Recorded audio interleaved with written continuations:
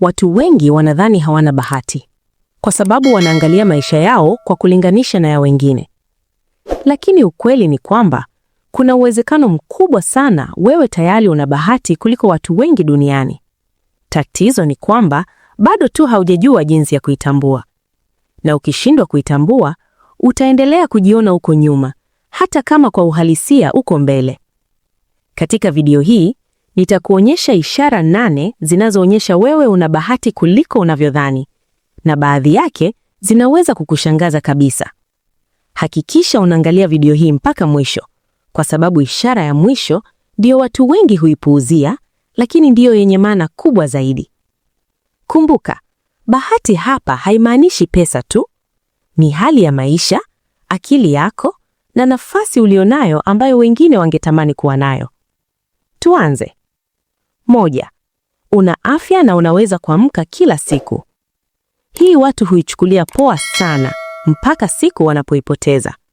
Kama unaamka asubuhi bila maumivu yoyote makubwa, unaweza kutembea, kula na kufanya mambo yako, hiyo ni bahati kubwa sana.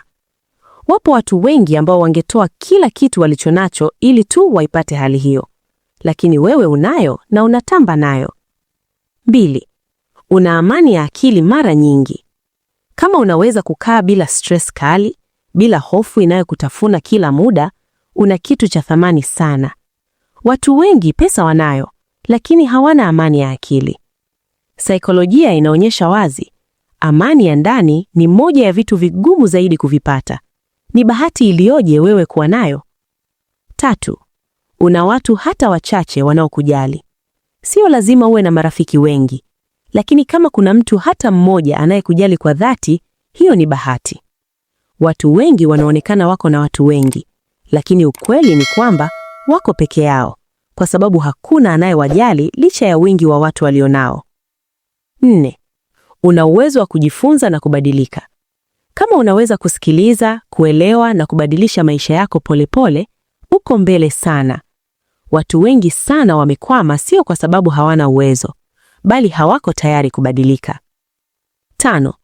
Una muda wa kufikiria maisha yako, malengo yako, au hata kuangalia video kama hii. Ina maana hauko kwenye survival mode kali, na hiyo ni bahati kubwa kuliko unavyodhani. Sasa kwa nini usisubscribe, usilike na kushare video hii ili na wengine wabarikiwe kama wewe? Fanya hivyo na wengine wapone pia. 6. Haupo ulipokuwa mwaka uliopita.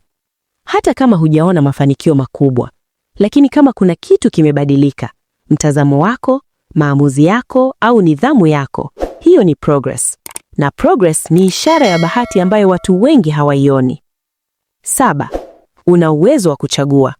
Kama unaweza kuchagua kazi gani ufanyi, nani uwe naye, au maamuzi fulani ya maisha yako, huo ni uhuru. Na uhuru ni aina ya bahati ambayo watu wengi hawana kabisa. 8. Una ndoto na malengo. Watu wengi wamekata tamaa. Kama bado una ndoto, bado unataka kitu kikubwa, bado unaona future yako, hiyo ni ishara kwamba ndani yako bado kuna nguvu. Na hiyo nguvu ni bahati sana kuwa nayo. Mwisho, unatafuta kuelewa maisha, ndiyo maana unaangalia hii video. Kama umefika mpaka hapa, ina maana wewe ni mtu unayejali kuelewa maisha, kujiboresha na kuona mambo kwa kina. Na hiyo peke yake tayari inakuweka kuwa tofauti na watu wengi. Ukweli ni kwamba bahati sio kitu unachosubiri kipatikane. Mara nyingi tayari unacho. Tatizo ni kuitambua. Na ukishaanza kuitambua, mtazamo wako utabadilika na hata maisha yako yataanza kubadilika. Kwa hiyo, jiulize leo hii, ni vitu gani ambavyo ulikuwa unavipuuzia, lakini kiuhalisia ni baraka kwenye maisha yako? Asante kwa kutazama video hii mpaka mwisho, na kwaheri.